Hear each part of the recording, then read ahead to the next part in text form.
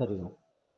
ओम गुरु भाई प्रणाम। आज्ञा प्रणाम प्रणाम। व्यस्त अछंती कि? ना नहीं कौन कथा कर मोर तो समस्या हेले फोन करबे आपनको। कौन खिले समस्या आसिले मैं आपन फोन ना करबे। ना फोन करिवे सेमती किछ नहीं कौन आराम से कौन। भागवत टिके आरंभ करछे। आज्ञा आज्ञा हाँ एबे तृतीय स्कंध रे पहुंचीछे। आज्ञा तृतीय स्कंध रो द्वितीय अध्याय आज्ञा पहुंचीछे। तो भागवत पाठ कला परे माने एते जोरे वैराग्य आसुची माने सुंदर कंट्रोल सुंदर करबाटा कष्ट होची। आज्ञा आज्ञा जेमते कि ଆଉ एग्जांपल फॉर ଯେମିତି କି एग्जांपल ସବୁ ଛାଡିକି ମାନେ ଏକାନ୍ତ ରହିବାକୁ ଇଚ୍ଛା ହଉଛି। अच्छा अच्छा अच्छा अच्छा ଭଲ ଭଲ ଭଲ ଯେ ତାପରେ ମୁଁ ମାନେ ମାୟା ଟାକୁ ଆগে ଜାଣି ପାରୁନଥିଲି, ଏବେ ଏଇଟା ପଢିଲା ପରେ ମୁଁ ମାୟା ଟାକୁ ଜାଣି ପାରୁଛି। ଆଜ୍ଞା ଆଜ୍ଞା ମାୟା କବଳିତ କରୁଛି ପ୍ରତ୍ୟେକ ମୁହୂର୍ତ୍ତରେ। ନିଶ୍ଚୟ ତ ନିଶ୍ଚୟ ମାୟାରୁ ବଞ୍ଚିବାର ଉପାୟ ଟିକେ କଣ କୁହନ୍ତୁ ମତେ। ମାୟାରୁ ବଞ୍ଚିବାର ଉପାୟ ମାୟାକୁ ବୁଝିବା, ମାୟାକୁ ଚିହ୍ନିବା। ବୁଝିପାରୁଛନ୍ତି? ଆଜ୍ଞା ଆଉ ଦେଖନ୍ତୁ ମାୟାକୁ ଯଦି ଆମେ କହିବା ଶରୀର ବି ମାୟା, ହଁ ହଁ ଇନ୍ଦ୍ରିୟ ବି ହଁ ମାୟା, ସେଇଟା ବି ବୁଝିପାରୁଛି, ମନ ବି ସେଇଟା ମାୟା। ବୁଝିପାରୁଛନ୍ତି? ବୁଝିପାରୁଛି ବୁଝିପାରୁଛି ସେଇଟା ବି। ବ୍ରହ୍ମଯୁକ୍ତ ମାୟା ହେଇକିରି ଏ ଲୀଳା ଏ ସଂସାର ପରିଚାଳନା ହଉଛି। ସଂସାର ପରିଚାଳିତ ହଉଛି। ବୁଝିପାରୁଛନ୍ତି? ତ ହୁଁ ମାୟାଠୁ ଦୂରେଇକିରି କିଛି ଜାଗାରେ ରହିପାରିବା, କିଛି ଜାଗାରେ ରହିପାରିବାନି। ହୁଁ ହୁଁ ମାୟାକୁ ହୁଁ ହୁଁ ଚିହ୍ନିବା, ମାୟାକୁ ହୁଁ ବୁଝିବା। ହୁଁ ମାୟାକୁ ବୁଝିଗଲେ ମାୟା ଆମକୁ ଆଉ ଦୁଃଖ ଦେବନି। ହୁଁ ବୁଝିପାରୁଛନ୍ତି? ମାୟା ହୁଁ ମାନେ ହୁଁ ଅନିତ୍ୟ ମାନେ ନିତ୍ୟମ୍ କେବଲମ୍ ବ୍ରହ୍ମ ଅନିତ୍ୟମ୍ ପଞ୍ଚଭୂତ। ଯାହା ବି ପଞ୍ଚଭୂତ। ପଞ୍ଚଭୂତରେ ହୁଁ ଶରୀର ହୁଁ କୁହନ୍ତୁ, ସମ୍ପର୍କ କୁହନ୍ତୁ, ଯାହା ବି ହୁଁ ଅଛି ଆଜି ଅଛି କାଲି ଥାଇପାରେ, କାଲି ନଥାଇପାରେ। ହୁଁ ହୁଁ ତ ଅଛି ସେ ଥିବାର ଆନନ୍ଦକୁ, ଖୁସିକୁ, ସୁଖକୁ ନବା। ହୁଁ ନଥିଲେ ବିଚଳିତ ହବାନି। ବୁଝିପାରୁଛନ୍ତି? ହୁଁ ସଂସାର ଭିତରେ ଆମେ ରହିବା, ହୁଁ ସଂସାର ରୂପକ ମୋହ ଯେମିତି ଆମ ଭିତରେ ରହିବନି। ହୁଁ ବୁଝିପାରୁଛନ୍ତି? ତ ହୁଁ ମାୟାକୁ ବୁଝିବାକୁ ପଡିବ, ମାୟାକୁ ହୁଁ ଚିହ୍ନିବାକୁ ପଡିବ। ହୁଁ ହୁଁ ଇନ୍ଦ୍ରିୟକୁ ସଂଯମିତ ରଖିବାକୁ ପଡିବ। ସବୁ ହୁଁ ଜିନିଷର ଆବଶ୍ୟକତାକୁ ବୁଝିକିରି ଆମେ ତାଙ୍କୁ ଆଚରଣ କରିବାକୁ ପଡିବ। ଖାଦ୍ୟ, ପେୟ, ବସ୍ତ୍ର, ହୁଁ ବୁଝିପାରୁଛନ୍ତି? ଧନ ହୁଁ ହୁଁ ତାର ହୁଁ ଆବଶ୍ୟକତା, ହୁଁ ଖାଦ୍ୟର ଆବଶ୍ୟକତା ହୁଁ ହୁଁ କଣ? ହୁଁ ଶରୀରକୁ ଭରଣ ପୋଷଣ କରିବା, ଶରୀରକୁ ପୋଷକ ପଦାର୍ଥକୁ ଦବା। ଆଜ୍ଞା ଆଜ୍ଞା ତ ଯେତିକି ଆବଶ୍ୟକ ଯୋଉ ସମୟରେ ଆବଶ୍ୟକ ଖାଇବା। ହୁଁ ହୁଁ ଆଉ ଖାଦ୍ୟ ଆମକୁ ଆଉ ବାନ୍ଧି ପାରିବନି, ଖାଦ୍ୟ ଲାଳସା ଆମ ନାଇଁ ଭିତରେ ଆଉ ରହିବନି। ଖାଦ୍ୟ ତ ଗୋଟେ ଛୋଟ ଉଦାହରଣ ଆମେ କହୁଛେ। ସେ ଜିନିଷଟା ବି ମୁଁ ଆପଣଙ୍କୁ ମଝିରେ କହୁଥିଲି। ଆଜ୍ଞା ସେଇଟା ଏଇ ଯୋଉ ଖେଚେରୀ ମୁଦ୍ରା ଟା କମ୍ପ୍ଲିଟ ନହେଲେ ବି ଅଧା ଅଧା ହେଲେ ବି ଆଜ୍ଞା ସେଇଟାରେ କଣ୍ଟ୍ରୋଲ ହେଇଗଲା। ଖେଚେରୀ ମୁଦ୍ରାରେ ସେଇଟା ଗୋଟେ ନିଶ୍ଚୟ ମୁଁ ନିଶ୍ଚୟ ଲାଭ ନିଶ୍ଚୟ ପାଇଛି। ବଢିଆ ସେଇଟା ବଢିଆ କଣ୍ଟ୍ରୋଲ ହେଇଗଲା। ଏବେ ମତେ ସେ ସୁସ୍ୱାଦୁ ଖାଦ୍ୟ ଯାହା ଲାଗୁଛି, ସିଝା ଆଜ୍ଞା ଖାଦ୍ୟ ବି ସେଇୟା ଲାଗୁଛି। ବାସ୍ ବାସ୍ ବାସ୍ ବାସ୍ ବାସ୍। ହଁ ଖାଦ୍ୟ ମସଲା ଯୁକ୍ତ ଯୋଉଟା ଖାଦ୍ୟ ବି ଶରୀର ମୋର ପାଇଁ ହଁ ଆରୋଗ୍ୟକର ସେଇଟା ଖାଇବା, ନା କି ଜିଭ ଲାଳସାର। ଖାଦ୍ୟ ତ ଆମେ ହୁଁ ଉଦାହରଣ ନଉଛେ, ଖାଦ୍ୟ ସାଙ୍ଗରେ ହୁଁ ହୁଁ ହୁଁ ଯାହା ହୁଁ ବି ଇନ୍ଦ୍ରିୟଙ୍କ ଭୋଗ୍ୟ ନାଇଁ ଏଇଟା ବି ବସ୍ତୁ ମୋର ଅଛି। ବହୁତ ଥିଲା ଆଗରୁ, ଏଇଟାରେ ବି ଜିଭା ଲାଳସା ବି ବହୁତ ଥିଲା। ନାଇଁ ମାନେ ଜିଭ ସବୁବେଳେ ଖୋଜୁଥିଲା ଭଲ ଭଲ ଖାଇବ, ଏଇଟା ବି ବହୁତ ଥିଲା। ଆଜ୍ଞା ଏଇଟା କଣ୍ଟ୍ରୋଲ ହେଇଛି। ଆଉ ମୋ କହିବା କଥା କି ଭକ୍ତି ଆଉ ଜ୍ଞାନ, ଆଜ୍ଞା ଏଇଟା ଦିଟା ପିଲର। ଆଜ୍ଞା ଆଗେ ଖାଲି ଭକ୍ତି ଥିଲା, ମୁଁ ଅନ୍ଧ ଭାବରେ ଭକ୍ତି କରୁଥିଲି। ଆଜ୍ଞା ଆଜ୍ଞା ଆଜ୍ଞା ଆଜ୍ଞା ଏବେ ଜ୍ଞାନ ଯୁକ୍ତ ଭକ୍ତି। ତ ସୁନ୍ଦର। ଗୁରୁଜୀ ମୋର ଭକ୍ତି କମି ଯାଉନି ତ? ନାଇଁ ନାଇଁ ନାଇଁ, ଜ୍ଞାନ ଯୁକ୍ତ ଭକ୍ତିରେ ଭକ୍ତି ବଢେ। ଆଉ ଯେତେବେଳେ ଯେମିତି କି ଏଇ ଯୋଉ ଜଗନ୍ନାଥ, ସେଇଟା ଅଧା ମୁଁ ଶୁଣିଥିଲି, ତାପରେ ମତେ ନିଦ ହେଇଯାଇଛି। ମୁଁ ସେ ନାଇଟ୍ ଡ୍ୟୁଟିରେ ଥିଲି। ଆଚ୍ଛା ଆଚ୍ଛା ଅଧା ଆଚ୍ଛା ଆଚ୍ଛା ଶୁଣିକି ମୁଁ ଶୋଇ ପଡିଛି। ଆଜ୍ଞା ତାପରେ ଏ ଫୋନ ଟା ବି ପିଲାମାନେ ଟିକେ ୟୁଜ କରିଥିଲେ, ଇଆଡେ ସିଆଡେ ଟିକେ କରିଦେଇଛନ୍ତି। ଆଜ୍ଞା ଆଜ୍ଞା ଅଧା ଶୁଣିଥିଲି। ତ ଏଇ ଯୋଉ ଜଗନ୍ନାଥଙ୍କ ତତ୍ଵ ଯୋଉ ଇଏ କଲେ, ଆଜ୍ଞା ସେ ମୁଁ ଆଗେ କଣ ତାଙ୍କୁ ଦ୍ୱୈତ ରୂପରେ ଦେଖିକି ଆଗେ ଭକ୍ତି କରୁଥିଲି। ଆଜ୍ଞା ଆଜ୍ଞା ଏବେ ମାନେ କଣ ନିଜ ଭିତରେ ତାଙ୍କୁ ଅନୁଭୂତି କରିକି ଦେଖନ୍ତୁ ଦେଖନ୍ତୁ ଆଉ ହଁ ଗୋଟେ କଥା, ଏହାକୁ ଟିକେ ଭକ୍ତି ଆମେ କରିବାଟା ଆଉ ଟିକେ ଆମେ ଡିପଲି ଆକୁ ଆନାଲାଇସିସ୍ ହଁ କରିବା। ଏତିକି ଯାଇ ମୁଁ ଶୁଣିଥିଲି, ତାପରେ ମତେ ଦ୍ଵୈତ ନିଦ ହେଇଯାଇଛି, ରୂପରେ, ମୁଁ ଶୋଇପଡିଛି। ଦ୍ଵୈତ ରୂପରେ ଯୋଉ ଆପଣ କହିଲେ ଭକ୍ତି ହଁ କରୁଥିଲେ, ହଁ ଭକ୍ତି କୋଉଠି କରୁଥିଲେ? ମାନେ ଜଗନ୍ନାଥଙ୍କୁ ଅନ୍ୟ ଗୋଟେ ଇଏରେ ତାଙ୍କର ଯୋଉ ମାନିଥିଲେ ସ୍ୱରୂପରେ ରଖି, ନାଇଁ ଠିକ ଅଛି ସ୍ୱରୂପରେ ସ୍ୱରୂପରେ ରଖି ରଖିଥିଲେ ଯେ ମାନୁଥିଲି। ହଁ ସେ କିନ୍ତୁ ସେ ଭିତରେ ହଁ ମାନିବାଟା ଠିକ ବି ଠିକ ତ ଠିକ ଭିତରେ ଠିକ ହେଇଥିଲା ହଁ ନା। ହଁ ଭିତରେ ହେଇଥିଲା, କିନ୍ତୁ ବାହାରେ ସ୍ୱରୂପ ଟାକୁ କିଛି ନାହିଁ। ବାହାରେ ମାନିଥିଲା। ବୁଝିପାରୁଛନ୍ତି? ହଁ ଠିକ ଠିକ ଠିକ ଠିକ ଠିକ ଯୋଉ ଆମେ ହୁଁ ବାହାରେ ବି ମାନିଛେ, ଭିତରେ ହିଁ ମାନିଛେ। ଆମେ ହଁ ଅନେକ ଦୂରରୁ ଯାତ୍ରା କରିକରି ଭଗବାନଙ୍କୁ ହୁଁ ଦର୍ଶନ କରିବା ପାଇଁ ଯାଉଛେ। ହୁଁ ସେ ହୁଁ ପାଖରେ ପହଞ୍ଚିକିରି ହାତ ଯୋଡିକିରି ଆଖି କାହିଁ ବନ୍ଦ କରିଦଉଛେ? ଆମ ତାଙ୍କୁ ଅବଚେତନ ଭିତରେ ମନ ଆମକୁ ଅନୁଭୂତି କରିବା। ହଁ ବୁଝଉଛି ସେ ଭିତରେ ହଁ ଅଛନ୍ତି। ଭିତରେ ଅଛନ୍ତି। ଧରି ହଁ ପାରୁଛନ୍ତି ତ? ସେଇଟା ବି ଏଇଥର ମୁଁ ପୁରୀ ଯାଇଥିଲି, ତ ସେଇଟା ବି ମୋ ସହିତ ହେଲା। ମାନିବା ବି ଭିତରେ ଦୁଇଥର ହିଁ ଅଛି, ହଁ ବାହାରେ ନାହିଁ ଶୁଣୁନାହାନ୍ତି, କିଛି। ଆଜ୍ଞା ଦୁଇଥର ଗଲି, ଦୁଇଥର ସମାନ ସେ ଜାଗାରେ ପହଞ୍ଚିଲା ବେଳକୁ ପହଡ ପଡିଗଲା। ଆଜ୍ଞା ଆଜ୍ଞା ମନ ଆଉ ଜମା ବୁଝିଲାନି। ଆଜ୍ଞା ତାପରେ ତୃତୀୟ ଥର ଗଲି, ତାଙ୍କର ସାହାଣ ମେଲା ଦର୍ଶନ ଟା ଥିଲା, ଭଲରେ ଦର୍ଶନ ହେଲା।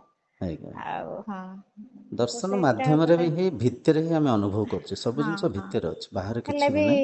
ଆଖି ତ ଗୋଟେ ଇନ୍ଦ୍ରିୟ ନା, ନିଶ୍ଚୟ ସିଏ ବି ନିଶ୍ଚୟ ନିଶ୍ଚୟ। ତୃପ୍ତତା ଚାହୁଁଛି। ଭାବେନା ସ୍ତରରେ ଆମେ ହୁଁ ବହିର୍ମୁଖୀ ଥିଲେ, ହୁଁ ଭାବେନାର ହୁଁ ସ୍ତରରେ, ହୁଁ ହୁଁ ଭାବେନାର ସ୍ତରରେ ବାହାରେ ଖୋଜୁଥିଲେ, ହୁଁ ବାହାରେ ମାନିଥିଲେ। ତ କିନ୍ତୁ ହଁ ଯେତେବେଳେ ଭିତରେ ଅଛନ୍ତି ବୋଲିକି ଚିହ୍ନିଲେ, ଯେତେବେଳେ ହୁଁ ଜ୍ଞାନ ବିବେକ ଜାଗୃତ ହେଲା, ହୁଁ ଭକ୍ତି ବଢେ। ହୁଁ ଭକ୍ତି ମାନେ ନୁହେଁ ଯେ ଅନ୍ଧବିଶ୍ୱାସରେ ଯିଏ ଯାହା କହିଲେ ତାହା କରିବା, ନା ନା। ହୁଁ ସେଇଟା ହୁଁ ଭକ୍ତି ନୁହଁ, ସେଇଟା ଗୋଟେ ହୁଁ ସକାମ ଧାରଣା, ଗୋଟେ କିଛି ପାଇବା ହୁଁ ଆଶାରେ କି ହଁ କିଛି, ଏଇ ବୁଝିପାରୁଛନ୍ତି? ଜିନିଷ ଟା ମୋର ପରିବର୍ତ୍ତନ ହେଇଛି। ଆଗେ ମୁଁ ବି ସକାମ ଭକ୍ତି କରୁଥିଲି, ଆଜ୍ଞା ଏ ତତ୍ଵ ଟା ବୁଝିଲା ପରେ ଆଉ ସକାମ ଭକ୍ତି ନାହିଁ। ବାସ୍ କାହିଁକି ନା ଯାହା ସବୁ ତ ତାଙ୍କର, ସବୁ ତ ବାସ୍ ବାସ୍ ଦେଇଛନ୍ତି, ସବୁ ଆଉ ମୁଁ ସେଇ ଦେଇଛନ୍ତି। ମାଗିବି କଣ? ଭୌତିକ ସବୁ ତ ସେଇ ବସ୍ତୁ ସୃଷ୍ଟିର ପଦାର୍ଥ ସେଇ ପାଇବା ହଁ ପାଇଁ ହେଲେ ହଁ ଆମକୁ କାମ କାର୍ଯ୍ୟ କରିବାକୁ ପଡିବ, ଖଟିବାକୁ ହଁ ପଡିବ, ହଁ ଚେଷ୍ଟା ହଁ ପ୍ରଚେଷ୍ଟା କରିବାକୁ ପଡିବ।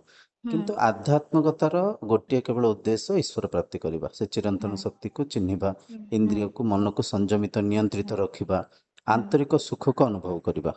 ହୁଁ ଆଉ ନିଜର ମୋ ଭିତରର ଏ ଆଜ୍ଞା ଚେଞ୍ଜେସ୍ ଦେଖିକି ଆଜ୍ଞା ଆମ ବାବୁ ମତେ କହୁଛନ୍ତି କି ନାଇଁ ତୋର ଭକ୍ତି ଉଭେଇ ଗଲାଣି ଏଥର। ନାଇଁ ନାଇଁ ନାଇଁ ସେ ତାଙ୍କ କହିବାର ତାତ୍ପର୍ଯ୍ୟ ହୁଁ ଯୋଉ ଦ୍ୱୈତ ରୂପରେ ଯୋଉ ଫୁଲ ଚନ୍ଦନ ଦେଇକିରି ପୂଜା କରୁଥିଲେ, ବୋଧେ ହୁଁ ହେଇପାରେ ସେଇଟା ନ କରିକି ଧ୍ୟାନ କରୁଛନ୍ତି, ଧାରଣା ହଁ ହଁ ହଁ କରୁଛନ୍ତି। ଠିକ କଥା ତ ଆପଣ ସିଏ କହିଲେ, ସେ ଠିକ କଥାକୁ କଥା, ଚିହ୍ନି ଠିକ କଥା, ସେଇ ପାରୁନାହାନ୍ତି, ସେ ଜିନିଷଟାକୁ ସେ ଭାବୁଛନ୍ତି, ସେଇଟାକୁ ସେ ଭାବୁଛନ୍ତି ଆପଣ ହଁ ଅବହେଳା କରୁଛନ୍ତି, କାଳେ କାଳେ ଅହଂକାର ଜାଗୃତ ହେଇଗଲେ ସେ, ହଁ କାହିଁକିନା ହଁ ତାଙ୍କ ଠିକ ଠିକ ରାଇଟ ଦୃଷ୍ଟିକୋଣରୁ, ରାଇଟ ସାର୍ ତାଙ୍କ ରାଇଟ ହଁ ଦୃଷ୍ଟିକୋଣରୁ ସେ ଦେଖୁଛନ୍ତି ନା, ତାଙ୍କ ହଁ ପରୀକ୍ଷା ସେ ହଁ ମାନିଛନ୍ତି, ସେ ହୁଁ ଦେଖୁଛନ୍ତି। ତ ହୁଁ ସେ ଯାହା ଯୋଉ ପରିକା ମାନିଛନ୍ତି, ସେଇ ପରିକା ସେ ଭାବୁଛନ୍ତି, ସେଇ ପରିକା ସେ ଦେଖୁଛନ୍ତି। ହଁ ତାଙ୍କ ଷ୍ଟାଣ୍ଡ ପଏଣ୍ଟ, କିନ୍ତୁ ତାଙ୍କୁ ବୁଝେଇବେ, ତାଙ୍କୁ ବୁଝେଇବେ, ହୁଁ ଗୀତାର ଶ୍ଲୋକକୁ ଦେଖିକିରି ତାଙ୍କୁ କହିବେ, ଗୀତା ଗୋଟେ ଯେମିତି ଥର ମୁଁ କମ୍ପ୍ଲିଟ କରିଦେଲି ତ, ହଁ ତାଙ୍କୁ ଆଉ କହିବେ, ଗୀତାର ଯୋଉ ଆପଣଙ୍କର ଗୀ ହଁ ହଁ ପନ୍ଦର ହଁ ପନ୍ଦର ଅଧ୍ୟାୟ ଶ୍ଲୋକ ସଂଖ୍ୟା ଆଜ୍ଞା 6ରେ ଅଛି। ଆଜ୍ଞା ଆଜ୍ଞା ନା ଆଜ୍ଞା ତଦ୍ ଆଜ୍ଞା ହଁ ଭାଷୟତେ ହଁ ସୂର୍ୟୋ ନା ହୁଁ ଶଶାଙ୍କୋ ନା ପାବକଃ ହୁଁ ୟଦ୍ଗତ୍ୱା ନା ନିବର୍ତ୍ତନ୍ତେ ତଦ୍ଧାମ ପରମଂ ମମ। ମାନେ ଭଗବାନ କହୁଛନ୍ତି, ନା ତଦ୍ ହୁଁ ଭାଷୟତେ ସୂର୍ୟ, ମତେ ସୂର୍ଯ୍ୟ ଆଲୋକରେ ଦେଖିପାରିବେନି, ସୂର୍ଯ୍ୟ ଆଲୋକ ମତେ ଆଲୋକିତ କରିପାରିବେନି, ସକାଳ ବେଳା ଦିନ ବେଳା ମତେ ଦେଖିପାରିବେନି। ହୁଁ ନା ଶଶାଙ୍କୋ, ଶଶାଙ୍କ ହେଲା ଚନ୍ଦ୍ରମା, ଆଜ୍ଞା ଚନ୍ଦ୍ର ଆଲୋକରେ ମଧ୍ୟ, ରାତ୍ରି ସମୟରେ ମଧ୍ୟ ଚନ୍ଦ୍ର ଆଲୋକରେ ମତେ ଦେଖିପାରିବେନି। ନା ପାବକଃ, ପାବକଃ ମାନେ ଅଗ୍ନି, ହୁଁ ଅଗ୍ନିର ଆଲୋକ ମାଧ୍ୟମରେ ମଧ୍ୟ ମତେ ଦେଖିପାରିବେନି। ମାନେ ଦିନ ବେଳେ ଆମେ ଦେଖିବା ପାଇଁ, ସଂସାରକୁ ଦେଖିବା ପାଇଁ ଆଧାର ଥିଲା ସୂର୍ଯ୍ୟକାନ୍ତି, ହୁଁ ରାତି ବେଳେ ଆମେ ସଂସାରକୁ ଦେଖିବା ପାଇଁ ଆମର ଆଧାର ଥିଲା ଆଧାର ଥିଲା ଚନ୍ଦ୍ରକାନ୍ତି। ଚନ୍ଦ୍ରମା ହୁଁ ତାପରେ ଦିନ ରାତି ଛଡା ଆମେ ଘର ଭିତରେ ଅନ୍ଧାରରେ ଦେଖିବା ପାଇଁ ଆମର ଅଗ୍ନି ଥିଲା, ଅଗ୍ନିକୁ ଅଗ୍ନି ପ୍ରଜ୍ୱଳିତ ଥିଲା କରିକିରି ମଶାଲ ହରିକା ଜଳେଇକିରି, ଡିବି ଜଳେଇକିରି, ଲଣ୍ଠନ ଜଳେଇକିରି, ଅଗ୍ନି ମାଧ୍ୟମରେ ଆମେ ସଂସାରକୁ ଦେଖୁଥିଲେ। ତ ହୁଁ ଭଗବାନ କହୁଛନ୍ତି, ମତେ ତିନିଟା ଜିନିଷରେ ଦେଖିପାରିବେନି, କାହିଁ କହୁଛନ୍ତି, ସେଇଟା ବୁଝିବା ଦରକାର। ହଁ ସିଏ ହଁ ଚେତନା ରୂପରେ, ଚୈତନ୍ୟ ରୂପରେ, ଆଧାର ରୂପରେ ଭିତରେ ହୁଁ ଅଛନ୍ତି, ଦ୍ରଷ୍ଟା ଭିତରେ ଭାବରେ, ଅଛନ୍ତି ହୁଁ ଇନ୍ଦ୍ରିୟ ମନର ଉର୍ଦ୍ଧ୍ୱରେ ଅଛନ୍ତି। ହୁଁ ଯିଏ ଇନ୍ଦ୍ରିୟ ମନକୁ ଗୋଟେ ବସ୍ତୁ ରୂପରେ ବିନିଯୋଗ କରୁଛନ୍ତି, ଆମେ ହୁଁ ସେ ଇନ୍ଦ୍ରିୟ ମନ ଦ୍ଵାରା ତାଙ୍କୁ କେମିତି ଦେଖିବା, ବୁଝିପାରୁଛନ୍ତି? ହୁଁ ତ ହୁଁ ତାଙ୍କୁ ହୁଁ ବୁଝେଇବେ, କହିବେ ତାଙ୍କର ହୁଁ ଆକାର ନାହିଁ, ଆକୃତି ହୁଁ ନାହିଁ, ସ୍ୱରୂପ ନାହିଁ, ହୁଁ ରଙ୍ଗ ନାହିଁ, ଚିହ୍ନ ବର୍ଣ୍ଣ ନାହିଁ, ଆମେ ଯୋଉ ହୁଁ ଆକାର ଆକୃତି ଦେଇଛେ, ଇଏ ହେଲେ ମାଧ୍ୟମ, ଆଙ୍କ ହୁଁ ମାଧ୍ୟମରେ ଆମେ ସେ ଈଶ୍ୱର ସତ୍ତାକୁ ଅନୁଭବ କରିବା ପାଇଁ, ହୁଁ ଅନ୍ତର୍ଯାତ୍ରା କରିବା ପାଇଁ, ହୁଁ ଆଧ୍ୟାତ୍ମିକତାକୁ ଆମେ ଆଚରଣ କରୁଛେ। ହୁଁ ବୁଝେଇବେ, ସେ ବି ତାଙ୍କ ଆଜ୍ଞା ଜାଗାରେ ଠିକ ଅଛନ୍ତି, ସେ ବିଚାରା ହୁଁ ଜାଣିନାହାନ୍ତି ନା, ଛୋଟବେଳୁ ହୁଁ ଯୋଉ ପରିକା ଶୁଣିଛନ୍ତି, ହୁଁ ସେ ପରିକା ହୁଁ ମାନିଛନ୍ତି, ସେଇ ହୁଁ ପରିକା ହିଁ ପରଖୁଛନ୍ତି। ତ ହୁଁ ତାଙ୍କୁ ବୁଝେଇବେ, ଧୀରେ ଧୀରେ ବୁଝିଲେ, ଆପଣ ବୁଝିଲେଣି ଯେହେତୁ ଆପଣଙ୍କର କର୍ତ୍ତବ୍ୟ ବି ଏଇଟା ତାଙ୍କୁ ବୁଝେଇବା। ହୁଁ ଆଉ ଗୋଟେ କଥା ମୁଁ ଶିଖିବା ପାଇଁ ଚାହୁଁଛି, ଏଇ କୁହନ୍ତୁ ଯୋଉ ପବନ ଯୋଉ ନିୟନ୍ତ୍ରଣ କରାଯାଉଛି ଆଜ୍ଞା ଇଏ କଲା ବେଳକୁ, ଆଉ ରେଚକ, କୁମ୍ଭକ, ପୁରକ ଯୋଉ ଦିଟା କରାହଉଛି, ଆଜ୍ଞା ସବୁବେଳେ ମୁଁ ଶୁଣିଛି କେତେ ଜଣଙ୍କର ଇଏରେ, ଆମର ଚ୍ୟାନେଲ ଗୁଡାକରେ, ଆଜ୍ଞା ଯୋଉ ବାର ମୁଠା ମାନେ ଯାଉଛି ବାର, ଆସୁଛି ବାର, ବାର ବାର 24, ଏଇଟା ଆକ୍ଚୁଆଲି ଆମର ବ୍ରିଦିଂ ର ଇଏଟାକୁ କାଉଣ୍ଟ କରାହେଇଛି। ଆଜ୍ଞା ଆଜ୍ଞା ଆଜ୍ଞା ତାର ମାନେ 1 ମିନିଟରେ ତାର ବ୍ରିଦିଂ ର ଇଏଟା ରେଟ୍ ଆଜ୍ଞା ଟାକୁ କାଉଣ୍ଟ ଆଜ୍ଞା କରାହେଇଛି। ଆଜ୍ଞା ତ ସିଏ ଯୋଉ କହୁଛନ୍ତି, ସେଇଟା ଯୋଉ ବ୍ରିଦିଂ ଟା ଆସ୍ତେ ଆସ୍ତେ ସେ କମି କମି କମି କମି ଯିବ, ଏଇଟା କେମିତି ପସିବୁଲ? ବ୍ରିଥିଂ ଦେଖନ୍ତୁ, ଗୋଟେ କଥା ଆମେ ହୁଁ ସମସ୍ତେ କଥାକୁ ଅନୁଭବ କରୁଛେ, ଯେତେବେଳେ ଆମେ ରାଗି ଯାଉଛେ, ନିଶ୍ୱାସ ତେଜ ହିଁ ଯାଉଛି ନା, ହୁଁ ବୁଝିପାରୁଛନ୍ତି? ଯେତେବେଳେ ଆମେ ହୁଁ କେତେବେଳେ ଝଗଡ଼ା ଝାଣ୍ଟି ହେଇଯାଉଛି, କେତେବେଳେ ମନାନ୍ତର ମତାନ୍ତର, କିଏ ଗାଳି ମନ୍ଦ କରୁଛନ୍ତି, ରାଗି ଯାଉଛି, କ୍ରୋଧିତ ହେଲା ବେଳକୁ ନିଶ୍ୱାସ ବେଗ ହେଇଯାଉଛି। ଯେତେବେଳେ ଆମେ ଶାନ୍ତ ରହୁଛେ, ସ୍ଥିର ରହୁଛେ ନା ନାଇଁ, ନିଶ୍ୱାସ ହୁଁ ହୁଁ ହୁଁ ସ୍ଥିର ରହୁଛି। ଭାବିନିଅନ୍ତୁ ଆପଣ ଦେଖିବେ ଶୋଇକିରି ଉଠିଥିବେ, ହୁଁ ଶୋଇକି ଉଠିଥିବେ, ବିଲକୁଲ ନିଶ୍ୱାସ ଧୀରେ ଚାଲୁଥିବ, ହୁଁ ବିଲକୁଲ ଧୀରେ ଚାଲୁଥିବ। ତ ମନ ଯେତେ ସ୍ଥିର ରହୁଛି, ନିଶ୍ୱାସ ସେତେ ଶାନ୍ତ ରହୁଛି। ହୁଁ ହଉ ନିଶ୍ୱାସ ମାଧ୍ୟମରେ ମନକୁ ବି ଆମେ ନିୟନ୍ତ୍ରିତ କରିପାରିବା, ଆଉ ହୁଁ ମନ ନିୟନ୍ତ୍ରିତ ହେଲେ ବି ନିଶ୍ୱାସ ନିୟନ୍ତ୍ରିତ ହେଇଯାଉଛି। ହୁଁ ବୁଝିପାରୁଛନ୍ତି? ତ ହୁଁ ସେମିତି ପ୍ରାଣାୟାମ ଯେତେବେଳେ କରିବେ, ପ୍ରାଣବାୟୁକୁ ଯେତେବେଳେ ଆପଣ ରୋକିବାର ସେ ବ୍ୟାୟାମ ଆଜ୍ଞା କରିବେ, ତ ଧୀରେ ଆଜ୍ଞା ଧୀରେ ମନ ଭିତରେ ଶାନ୍ତତା ଆସିବ, ମନ ଭିତରେ ଆଜ୍ଞା ସ୍ଥିରତା ଆସିବ। ମନ ହୁଁ ଯେଉଁ ବିଚାରର ବେଗରେ ଭାସି ଯାଉଥିଲା, ହୁଁ ବିଭିନ୍ନ ଚିନ୍ତା ଚିନ୍ତନରେ ହଜି ମଜିକି ଥିଲା, ସେ ବେଗ ଟିକେ ଶାନ୍ତ ହେବ। ତ ହୁଁ ବେଗ ଯେତେବେଳେ ଶାନ୍ତ ହେବ, ନିଶ୍ୱାସ ନେବାର ଶୈଳୀ ବି କମିଯିବ, ଧୀରେ ଧୀରେ ନେବେ, ଆରାମସେ ନେବେ। ହୁଁ ହୁଁ ସେଇଟା ଯୋଉ ସିଏ ଆମର ଯୋଉ ଅଛି 24 ବ୍ରିଥ୍ସ ପର ମିନିଟ୍, ନାଇଁ ସେଇଟା କଣ କମିବ? କମିବ, ସେ କମିବ, ତା ମନକୁ କମିବ। ତାକୁ ପ୍ରାଣାୟାମ କଲାକୁ ଗଣିବେନି, ଗଣିଲେ ଫେର ମନ ମାୟାରେ ହଜିଯିବ। ଓହୋ ପ୍ରାଣାୟାମର ମୁଖ୍ୟ ଉଦ୍ଦେଶ୍ୟ ମନକୁ ସ୍ଥିର ପ୍ରାଣବାୟୁ କରିବା। ଦ୍ୱାରା ସ୍ଥିର ହୁଁ କରିବା ପାଇଁ ଆମେ ଚେଷ୍ଟା କରୁଛେ। ହୁଁ ପୁରାକୁ ନାଇଁ ସେଇଟା ନିଶ୍ୱାସକୁ ଯୋଉ ଭିତରକୁ ନେବା। କହୁଛନ୍ତି କୁମ୍ଭକ କୁମ୍ଭକ ହେଇକି ଯୋଉ ରହିଯିବ, ଆଜ୍ଞା। ସେଇଟା କଣ ବ୍ରିଦିଂ ତାର ସେ ଅଟୋମେଟିକାଲି ବନ୍ଦ ନା ନା ନା ହେଇଯିବ ନା, ନା କଣ? ନିଜକୁ ବନ୍ଦ କରିବାକୁ ପଡ଼ିବ ନା। ନିଶ୍ୱାସ ଦେଖନ୍ତୁ ଭିତରକୁ ନେଲେ, ହୁଁ ବିଶ୍ୱାସ ଦେଖନ୍ତୁ, ତ ଗୋଟେ ଭିଡ଼ିଓ ବି ହେଇଛି ପ୍ରାଣାୟାମ କ'ଣ, ସେ ଭିଡ଼ିଓକୁ ଦେଖିପାରିବେ। ଆଜ୍ଞା ମୁଦ୍ରା ଅଛି, ତାର ହାତ ମୁଦ୍ରା ଅଛି।